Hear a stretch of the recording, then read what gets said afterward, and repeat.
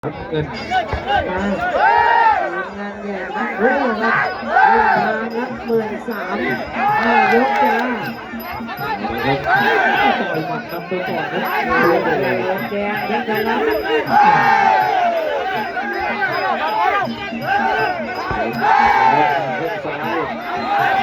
ยโดนเซฟเข้าไปจังหวะเข้าไปตัดให้โดนจับโดนจับได้แล้วก็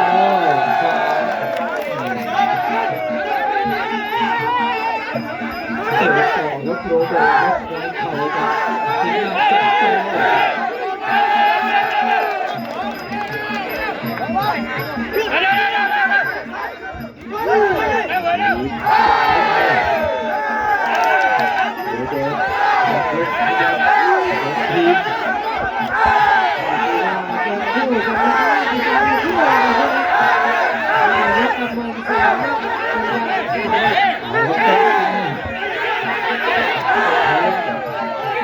ยกสามโรเบิร์ตเข้าไปขวางตีได้ไหมยังไม่ถนัดจุดขวางกับเสื้อแดงนี่แหละครับจุดขวาง3 ยกขึ้นมาโรเบิร์ตเด็กกันแล้ว13,000เข้าไปต่อครับโรเบิร์ตความหนักความแรงมาแล้วเดือนนี้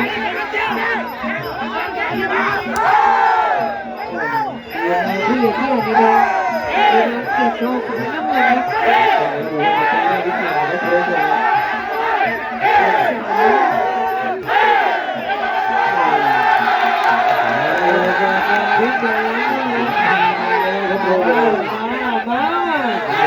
ทุกคนนะลุกไปได้ไหมแล้วพลังจะหนีจากนะครับว่าลุกนะดูแม่13,000โอ้โหดูบนโอ้โหเดินจุ่มเข้าไปสอกแล้วเอง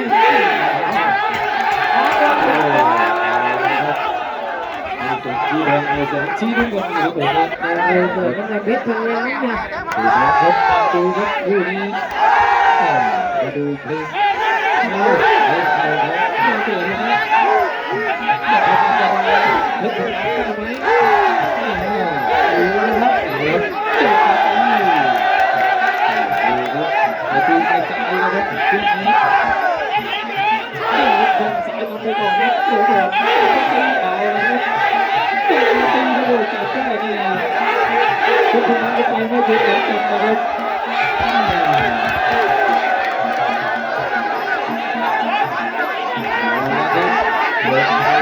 โอ้โหเยอะมากเอาไปเอาไปจับอยู่ที่ขวามีแค่ไปก่อน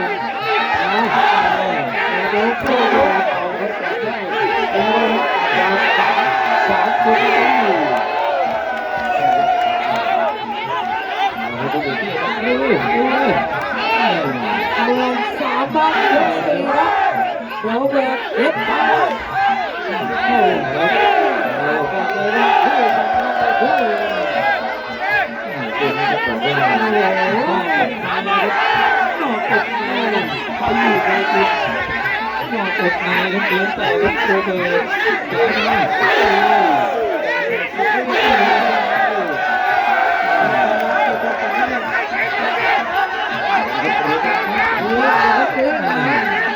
ยก4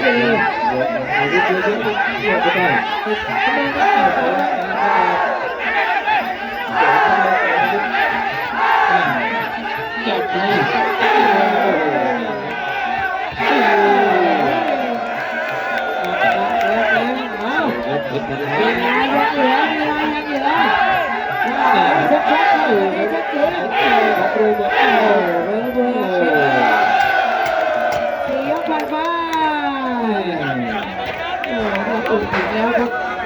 ส่วน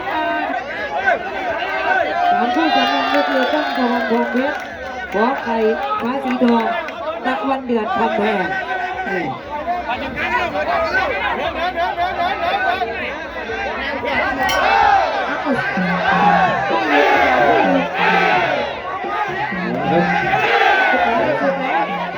โอ้โห ที่คนนี้ถนัดนะครับแต่ละค โอ้ น โหเดิน3 ยกสุดท้ายครับ ที่ตาโตครับทีโอ้โหครับเลยจับได้นี่ต่อไปแล้วนี่ตัวนี้ตัวนี้เข่าเลยครับโอ้โห ตัวแกครับตัวแก จะเที่ยวแบบนี้อีกเอาเลยเอาเลย ชัดเจนชัดเจนไม่หยุดเที่ยวนะคุณนะเดี๋ยวครับ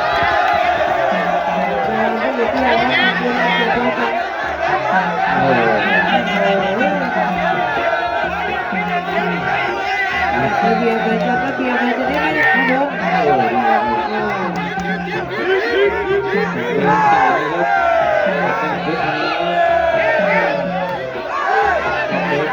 เดียวนะครับ โอ้มันจะเป็นอุปสรรคปัญหากับนักมวยอย่างนี้ล่ะ วันนี้ผมไม่ได้พักไปในตัวมันกันนะให้กรรมการจัดตัวให้ ตักเกลือต้องรักคนเลยตักเกลือบอกว่าต้องรักคนนะครับจะได้ไม่มีปัญหาเลย ไม่ได้จะหมายตัดให้ใหม่ ไม่ได้เป็นปัญหากันนักมวยอ้าวสุดท้ายสุดท้าย ผมเอาไปไม่ได้จะตัดให้ใหม่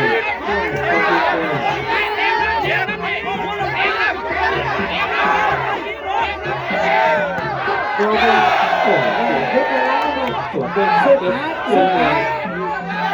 เด็ดพลังเยอะรถทีรุ่นท้องอยู่เลยยังไม่สุดท้าย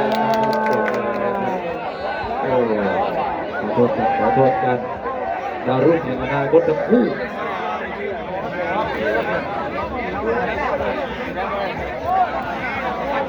ไปที่โรเบิร์ตสิทธิ์ผู้ใหญ่ที่โอ้วันนี้ไม่เป็นไรครับกับวัฒนธรรมไหนซ้อมมาใหม่เจอกันอีกได้ครับคู่นี้ รับไปเยอะครับยกที่3ขึ้นทางครับ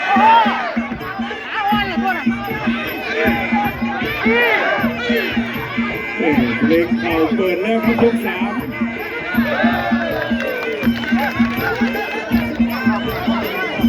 โอ้สอกมาก่อนครับนี่แทงขวาไก่ชนท้องตึกกระลมนี่แทงกันเป็นถนัดครับแล้วก็ในปูดำปูซ้ายโดนแม่ปลายเท้าปูซ้ายมาคืนแทงขวาครับไก่ชนขวาปูซ้ายขึ้นมาลองไปเรื่อยครับไก่ชนอายุนามนี่พอๆกันแหละครับคู่นี้ซ้ายสวนไก่ชนยังเฉยเอาวงใน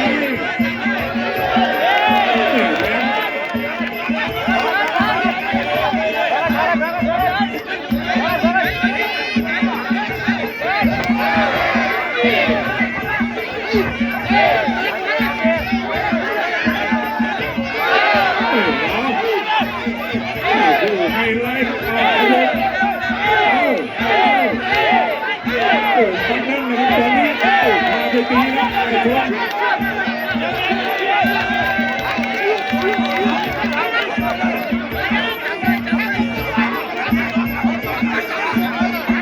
เกมระยะยาวครับ5 ยกเอกหัวทับในเลยครับปูดำแทงขวาเพื่อให้เอาคืน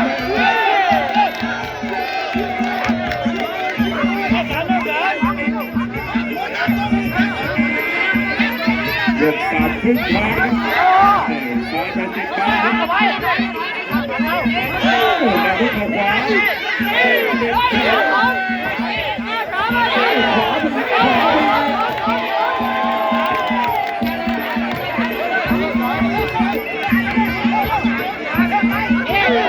เสียบขวาเสียบไปเรื่อยๆครับเอาปูดำไปยังไงโอ้แทงขวาดูว่าไม่ชอบในครับเป็นเกมนอกกับในหรือเปล่าครับคู่นี้เราดูว่าซ้ายยาวเสียม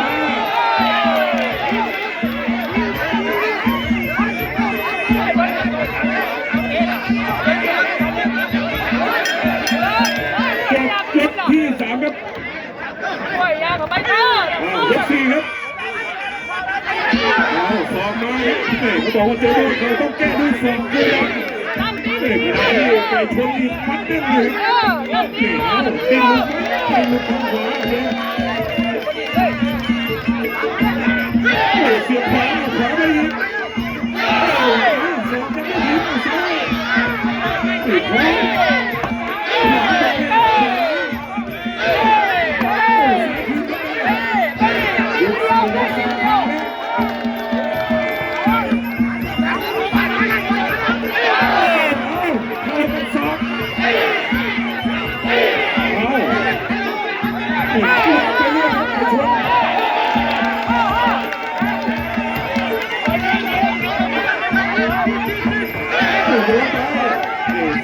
ดุของผู้ดำครับ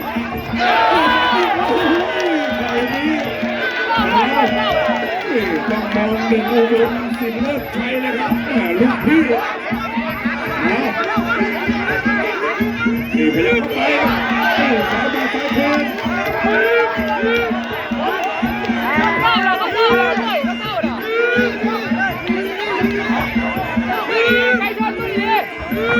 สู่เพียงซ้ายพอได้เอาไปเก็บชมปลายยก4แล้วผมกลับมาครับ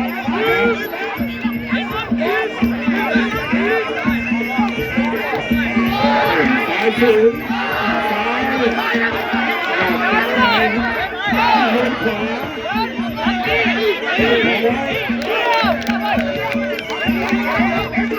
ดู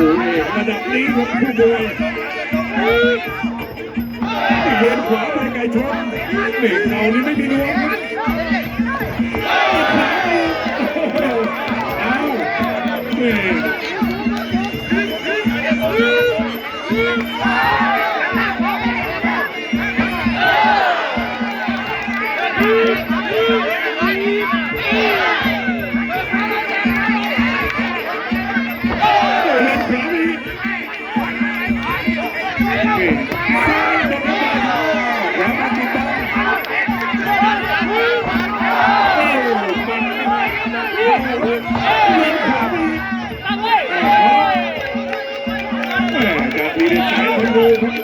ดูตัดไปเลยหมดยกที่4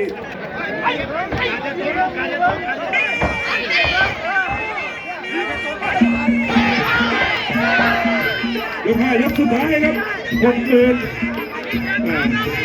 มหาธรชัยนี่ฝั่งแดงกันธารมเจ้าถิ่นน้ำเงินครับผู้ดำยกเขาไม่เอายังไม่ลงขวาไป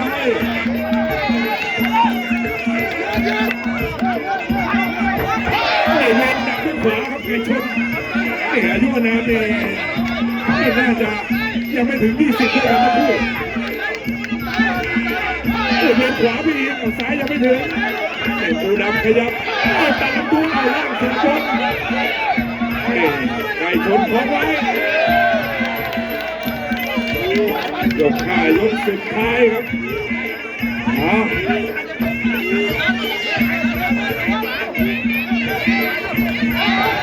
มันจะไม่ถึงครับเด็กขณะที่ไก่ชนก็ผลออกซ้ายทีขวาทีครับภาษาโมนี่เกมบีบให้ต้องเดินครับผู้ดำตอนนี้เสียบิดยอดมวยสยามวันที่12นี่ก็ฟังมันก็ถูกหายช่วงเทศกาลส่วนรุ่งภูพานก็ไปนู่นแหละมันเดือตำบลผือใหญ่ครับภูศรีสุวรรณครับ13ก็บ้านน้ำเกลี้ยงครับกลางวันครับ14ก็หนองห้างงูทุกทอง15มันตุกศรีรัตนะโอ้รายการมวยช่วงนี้เนี่ยเยอะครับช่วงเทศกาลสงกรานต์เกมช่วงปลายยกครับทีถ้อยอาศัยแล้วตอนนี้ครับโอ้ดังก็ขวาอีกแล้วขวาโอ้โหเอาดูที่หน้าโดนอีกโอ้ถือว่ามี2เหมือนกัน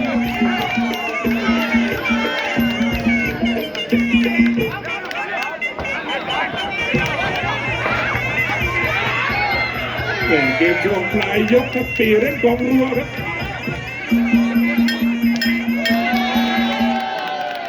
จบยกสุดท้ายรอผลในเป็นทางการนะครับไปที่ทวีชัยบกองมีครับชัยวิวัฒน์วารินพัฒน์แล้วก็สมศักดิ์พิมพ์นนท์ครับแล้วก็ชูมือไปที่มุมแดงครับไก่ชนเพชรแสงทองครับเป็นฝ่ายชนะคะแนนดีใจกับผู้ชนะให้กำลังใจผู้แพ้ครับโอ้เป็นเปิดบิ๊กไม่งั้นอาจจะโดนตึกถล่มครับมาซ้อมอยู่กับค่ายมวยสิทธิ์ครูเพก็เลยรอดไปส่วนน้องเมย์ก็จากนนทูลครับลูกศิษย์ของสารวัตรเองคุณเร็วแล้วนี่ถ้าเป็นผู้หญิงนี่น่าจะท้องประมาณ6 เดือนหรือ7 เดือน6-7 เดือนประมาณนี้เอา3 ยกนะเต็มที่เวลามีน้อยเข้าใกล้เรียก เด็กผู้ซ้ายแล้วเป็นขวานะครับโอ้ในขวากระแทกไปก่อนเลย เข้าใกล้เรียกเข้าใกล้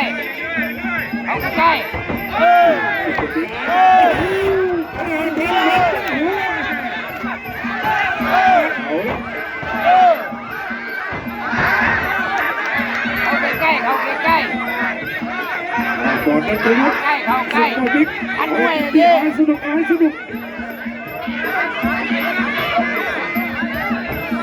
อันแรกเข้าใกล้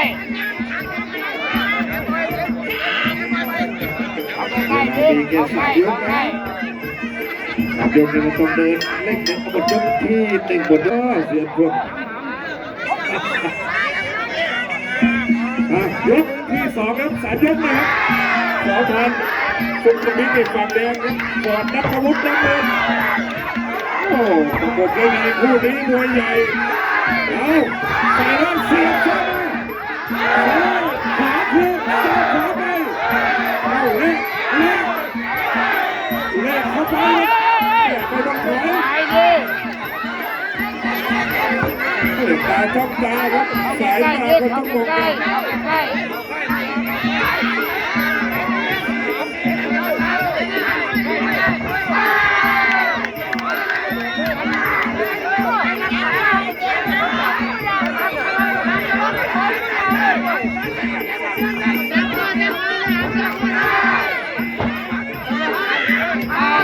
เกมยก2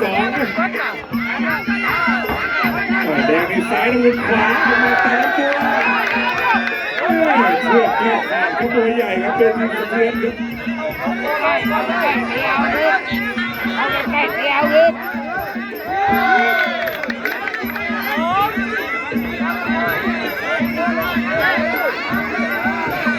ออกแนวครับยก2แล้วแค่3 ยกโอนไปสุดโต่งปิ๊กตุ่มตัวทุกการมาดูถึงยกคู่นี้การกำลังจะเป็นต้นทุนแต่เรายังไม่ถึงสุดนี้ขยับแล้วออกไหมไม่ออกไม่เป็นคะแนนนะ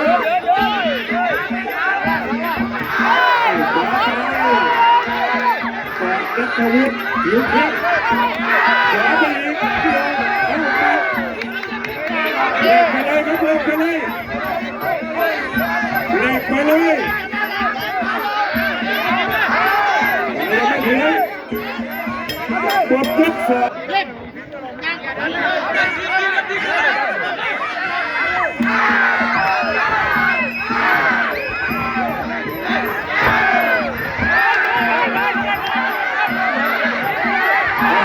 ยกสุดท้ายแล้วสุดท้ายบิ๊กดีแดงวัดไปเลยแต่น้ำเงินนี่ก่อนนัทวุฒิ2,000ปัดเอาปัดเลยเดินให้สุดไปอยู่ที่เสียงนะครับ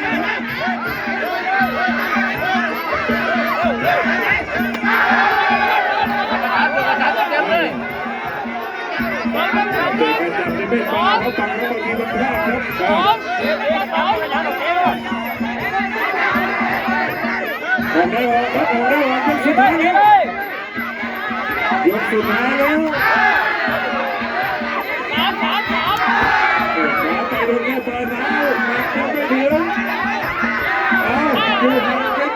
ใกล้นิดไม่ถึงอีกแล้วอีกมาเอาอีกพยายามเข้าไปโอ้ถูกคู่จริงๆคู่นี้ถูกคู่จบเซตสุดท้ายเราผลจะเป็นการนะครับ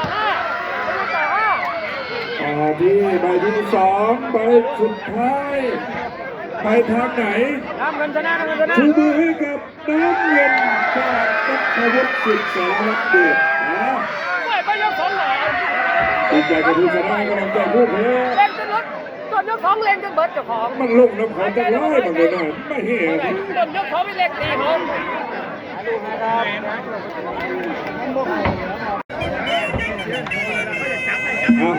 ยกสามครึ่งทางครับแม่ของจริงออกตรงนี้แล้วนะครับเปิด3,000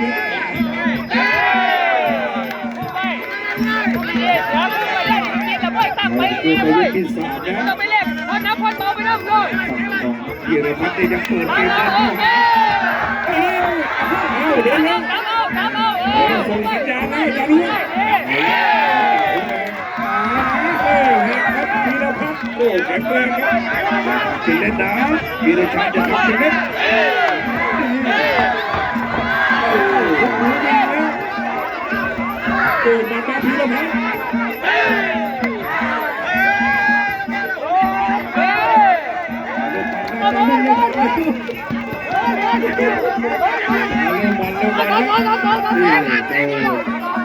วีรพัฒน์ไม่ถอยนะเปิดเข้าหาตลอดบนหลังเขาเด็กตีซ้ายมาที่นั่นเลยจ้ะโอ้คือด้วยขวาตั้งไอ้แพงตีเข่าขวาพื้นมาวีรพัฒน์ตีตามเสียงเชียร์เลยนะตีเข้าให้อย่างเดียวไม่ถูกก็ผิดเลยเอาขยับเล่นกันแล้วเอาวีรพัฒน์มาเป็นชุดเอาวินาทีนี้ไม่จ่ายแล้วสอง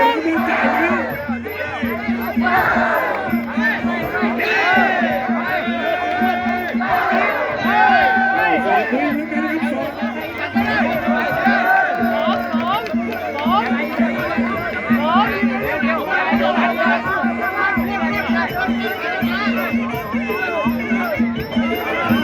บเกมเดินเข้าหาครับ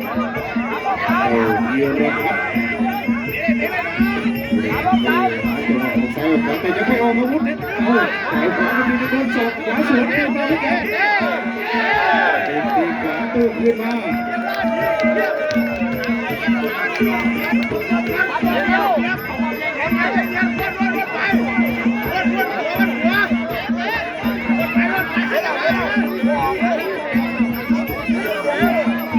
ประโยคที่3ยกที่3หมดยกที่มวยไทยนี่มันชิง13,000ยกที่4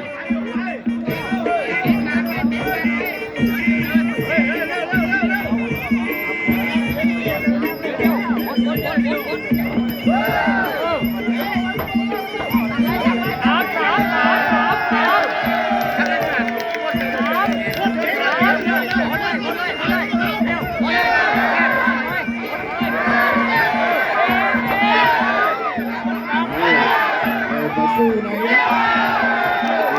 สู้ไหนแย่เปิดซ้ายวีรพัฒน์เตะ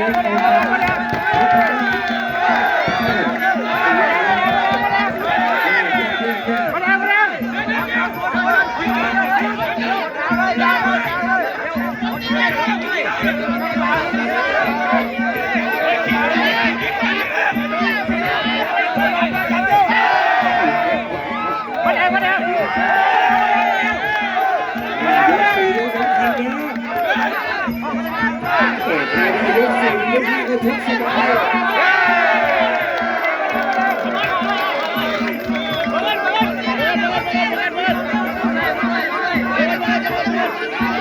เดี๋ยวเข้าไปก็ทีละ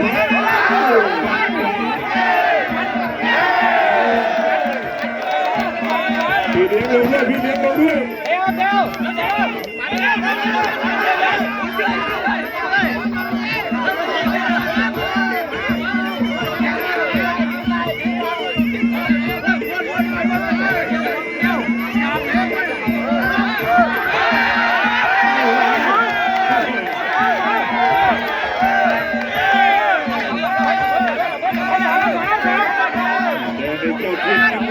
ชียร์จากอำเภอเมืองครับเป็นสองคนขวา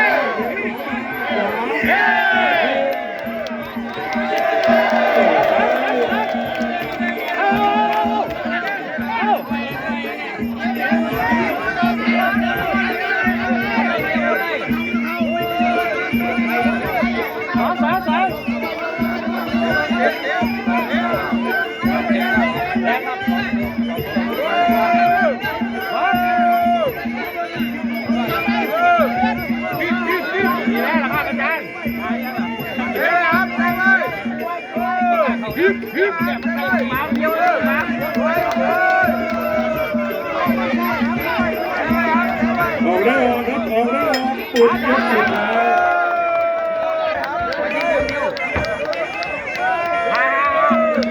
ยกสุดท้ายครับ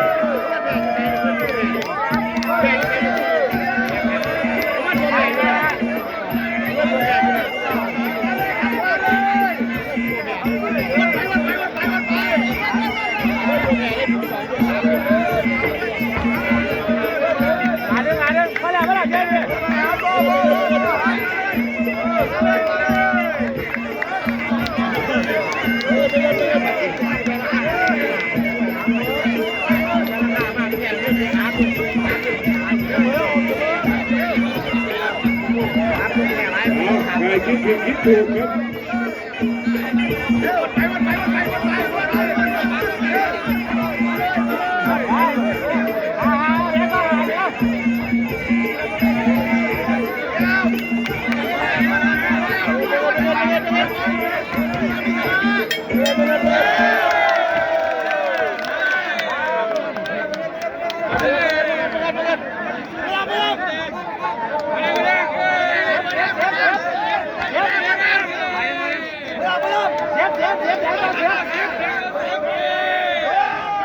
ถูกมาให้กับทีมเด็กดักมวยไทยอ้าว